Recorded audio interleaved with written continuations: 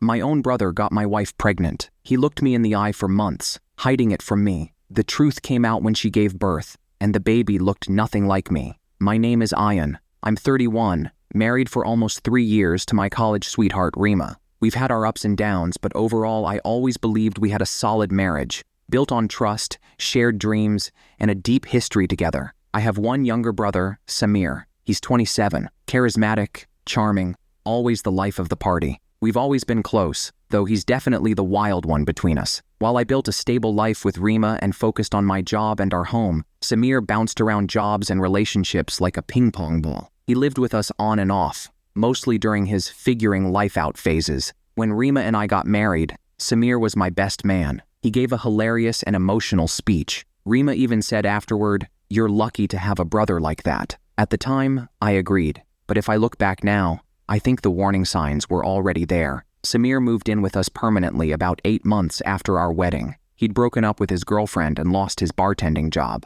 I didn't think twice about offering him the guest room. Reema was cool with it too, or at least, she acted like she was. At first it was fun having him around. He cooked sometimes, made us laugh, helped with errands, but after a few months, I started noticing weird energy between him and Reema. It wasn't anything obvious, just off, like inside jokes I didn't know about. Glances exchanged that lasted a beat too long. Conversations that suddenly went quiet when I walked into the room. Once I came home early from work and heard them laughing in the kitchen. I paused before walking in, just listening. They were joking about something and I heard Reema say, "Don't say that, he'll kill you if he hears you." When I walked in, they both froze for half a second. Just a half second, but it was enough. "What's so funny?" I asked. Samir grinned. "Just teasing Reema about her cooking." Reema smiled, but it looked tight. I tried to brush it off. Paranoia wasn't like me. I trusted them both. They were family. But once that doubt creeps in, it doesn't go away quietly. The next few months were a blur. Work got hectic. I was traveling more. And then, one day, Reema told me she was pregnant. I was shocked, but happy. We'd been talking about kids for a while, and I thought this was the next beautiful chapter in our story. Samir was oddly quiet when we told him. He forced a smile, but his eyes, they looked haunted. I remember asking him later that night if he was okay. He just said, "Yeah, man, just caught off guard, I guess." I chalked it up to him realizing things were going to change. Maybe he'd have to move out once the baby came. But looking back now, he wasn't caught off guard because we were having a baby. He was caught off guard because he already knew, because it might have been his. After Reema told me she was pregnant, everything started changing, but not in the way I expected. I always thought when we'd finally have a baby on the way, it'd bring us closer. Late night talks, shopping for baby clothes, feeling the kicks together. But that connection, it didn't happen. Instead, Reema became distant, not cold, but distracted. Her mind always seemed elsewhere, like she was constantly fighting an internal battle. I asked her multiple times if she was okay. She always smiled and brushed it off as pregnancy hormones or stress. "I'm fine, Ayan. Just tired." And Samir? He was acting weird too. He'd avoid being in the same room with Reema and me. Whenever we were all in the living room together, he'd quickly make an excuse to leave, head to his room or out with friends. I started to think I was imagining things. Maybe I was just being overly sensitive because we were entering a new phase of life. But one night, I couldn't ignore it anymore. It was around 1:30 a.m. I woke up thirsty and headed to the kitchen. As I passed the living room, I heard soft voices. I peeked around the corner. Reema and Samir were standing unusually close near the back door. Reema had her arms crossed, her expression tense. Samir looked angry, angrier than I'd ever seen him. I couldn't hear every word, but I caught a few phrases. "I told you we shouldn't have. This was a mistake. What if he finds out?" Then Reema said something I'll never forget. "I'm carrying his child, Samir. It's too late to undo that." They noticed me before I could move. Reema turned white. Samir froze. "Ayan," she started. I didn't say a word. I turned around, walked straight to the bedroom and shut the door. My hands were shaking. My throat felt dry, but I couldn't bring myself to go back for that glass of water. I sat on the edge of the bed for what felt like hours, staring at nothing. The truth was right there. I wasn't crazy. I wasn't being paranoid. My brother and my wife, they did the unthinkable. The next morning, neither of them said a word about it. Reema acted like everything was normal, and Samir left early and didn't return until nightfall. I wanted to scream, to punch something, to demand the truth, but something in me told me to wait, to gather everything, to be sure. I started observing, closely, watching how they interacted, the small touches, the long silences, the guilt in their eyes. One evening, I quietly grabbed Reema's phone while she was in the shower. Her password hadn't changed, and there they were. The messages, dozens of them. Some were deleted, but not all. Messages from Samir that started innocently months ago. Flirty jokes, late-night confessions, and eventually, things I can't even repeat. Photos, plans to end it before it goes too far, then arguments, regret, fear. One message sealed it all. What are we going to do when the baby's born? What if it looks like me? I dropped the phone. My hands were cold. My stomach turned. I couldn't even cry. I felt like I was watching my life collapse from the outside. My brother got my wife pregnant, and they thought I wouldn't notice. But I wasn't going to explode. I was going to expose them. After reading the messages, I knew I couldn't just sit and let it all happen. But I also wasn't ready to confront them. Not yet. I needed proof. Solid. Undeniable. Irrefutable. Because part of me, the part still hanging on to hope, thought, what if I'm wrong? But the rest of me knew I wasn't. That night, I didn't sleep. Instead, I installed a voice-activated recorder under the sofa cushions in the living room, another one near the hallway vent. I also found a cheap security cam I'd once bought for our front porch but never installed. I set it up in the bookshelf, camouflaged behind some dusty photo frames. It felt sneaky. It felt disgusting. But so did everything they'd done to me. For the next few days, I acted completely normal. I kissed Reema goodbye before work. I chatted with Samir during dinner. I even joked around to keep the air light. But every night, after they went to bed, I reviewed the audio and footage, and that's when it became undeniable. 4 days in, I hit play on the hallway recorder and heard Reema whispering to Samir, "You can't just keep avoiding me like this, Samir. I'm scared. What if Ayan starts questioning things? I already told you. I'm backing off. I messed up, Reema. You messed up.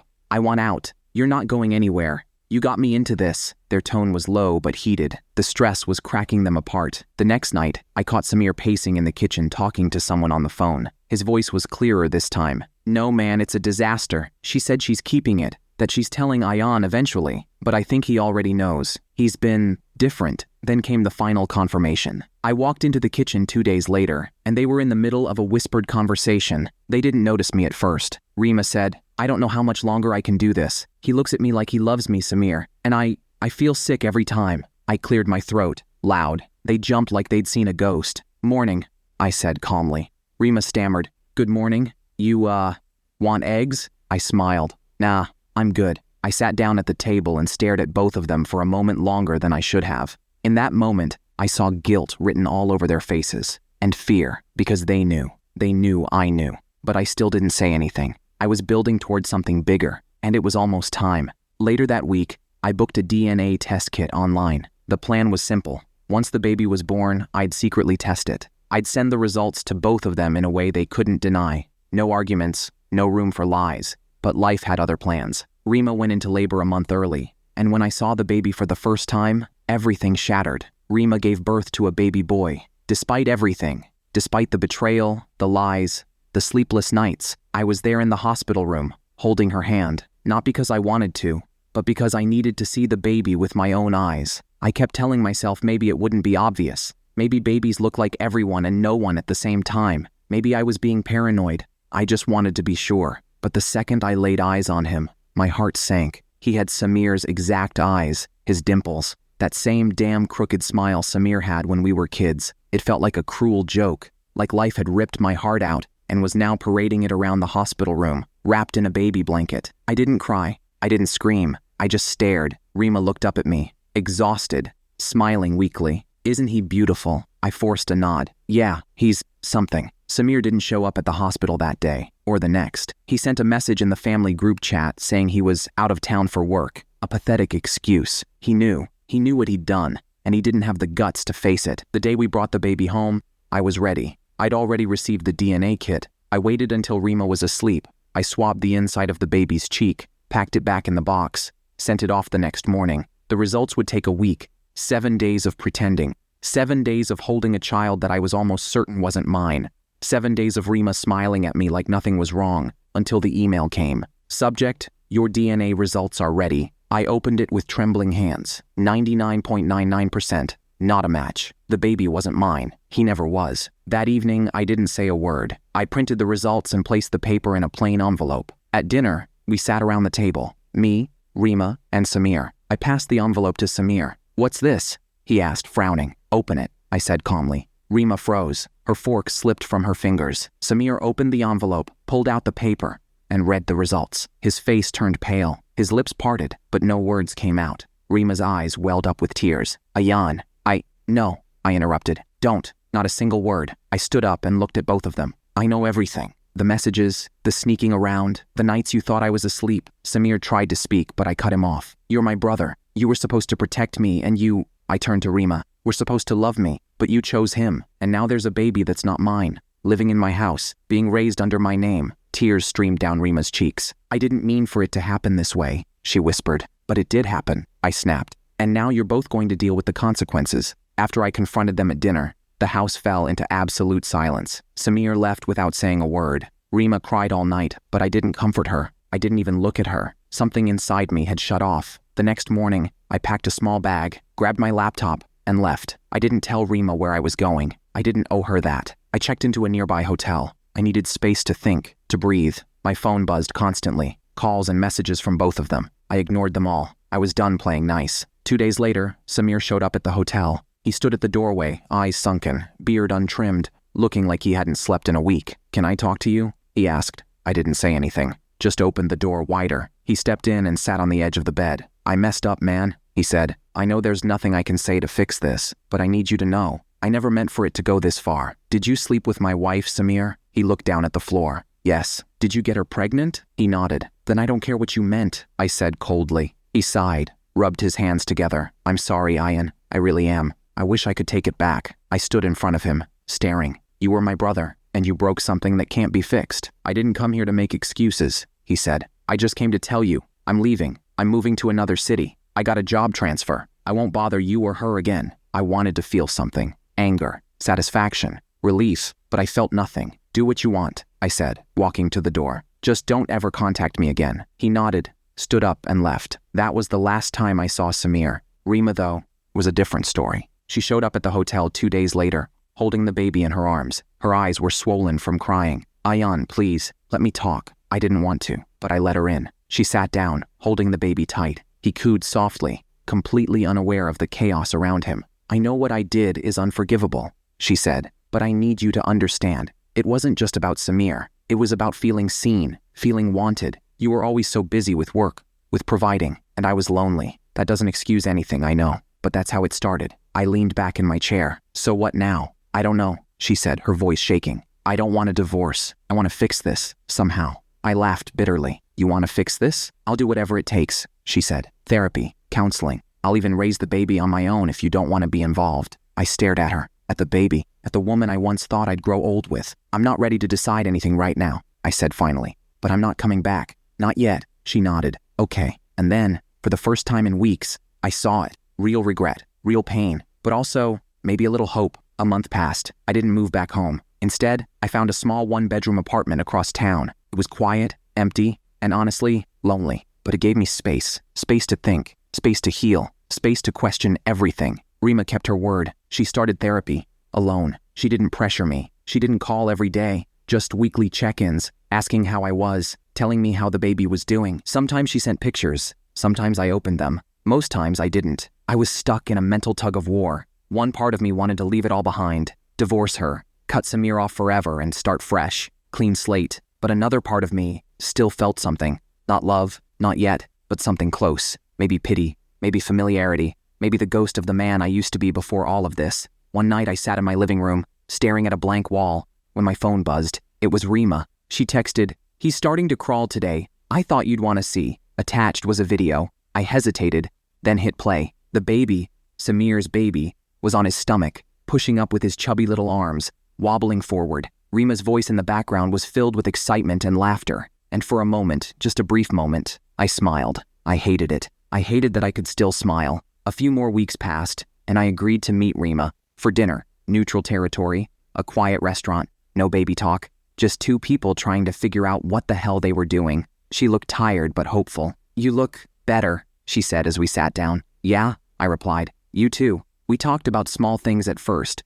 Work, therapy, the news. Then finally she asked, "Do you think we still have a chance?" I stared at her. "I don't know," I said honestly. "There's so much broken between us. Trust doesn't just grow back." "I know," she whispered, "but I want to earn it back, even if it takes years." "Why?"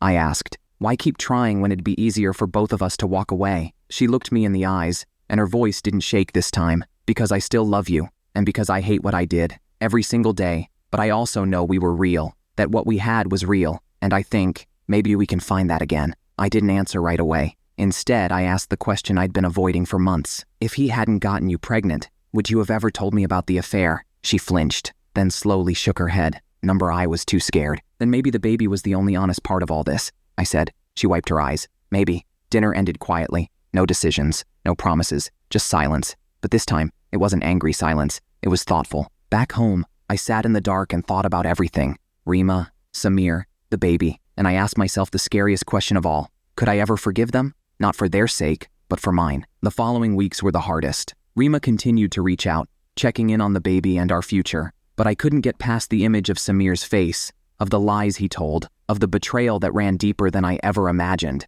It gnawed at me every day, and no matter how many therapy sessions Reema had, how many texts we exchanged, I couldn't shake it. One evening, I got an unexpected call. It was from my parents. "Son, we need to talk." My father's voice came through the phone. I immediately felt a pang of anxiety. They'd been calling less, probably because they didn't know what to say. To be honest, neither did I. I met them the next day. They were quiet when I walked in, but their eyes were full of concern. My mom, always the softer one, was the first to speak. "You've been avoiding us, Ayan," she said gently. "We know this has been hard, but you need to make some choices. It's not healthy to stay stuck in anger." "I'm not stuck in anger, Mom," I replied, though my voice wavered. "I'm just trying to figure out what to do." "What do you want, Ayan?" my father asked, his voice firm but compassionate. "What will make you feel at peace?" I stared at my parents, unsure of how to answer. "I don't know," I admitted. "I don't know if I can ever forgive them. I don't know if I can stay married to someone who's done that to me."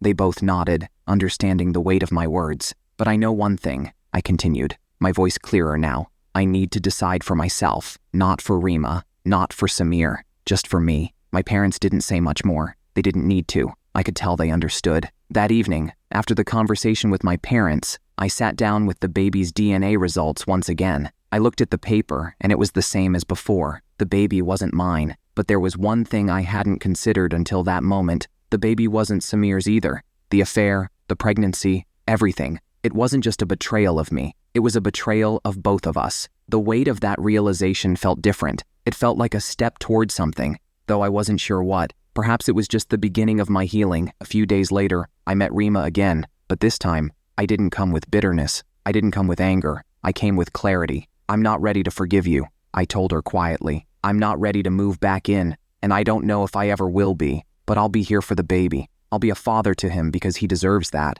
But I need space, Reema. Space to figure out what comes next." She nodded, tears filling her eyes. "I'll wait, however long it takes. Just don't leave us completely." I didn't know what the future would hold for me, for Reema, or for the baby, but for the first time in a long while, I felt like I was making a decision for myself. It wasn't about staying in a broken marriage. It wasn't about avenging a betrayal. It was about moving on, slowly, in my own time. And maybe, just maybe, in the end, that would be enough.